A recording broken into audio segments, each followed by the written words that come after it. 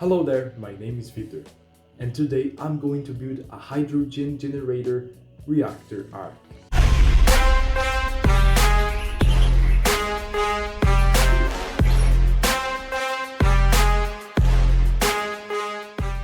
This idea came from a very famous YouTuber, Alex, from Alex Lab. He was able to build a hydrogen generator that looks like Iron Man's reactor arc. He made an excellent job, and now he's building the entire Iron Man suit, so I really recommend you to go and take a look on his channel. After seeing these amazing projects, I realized I could make it more simple, using more common materials you can find anywhere, without the use of CNC cutters, laser cutters, and any type of expensive and large size machines.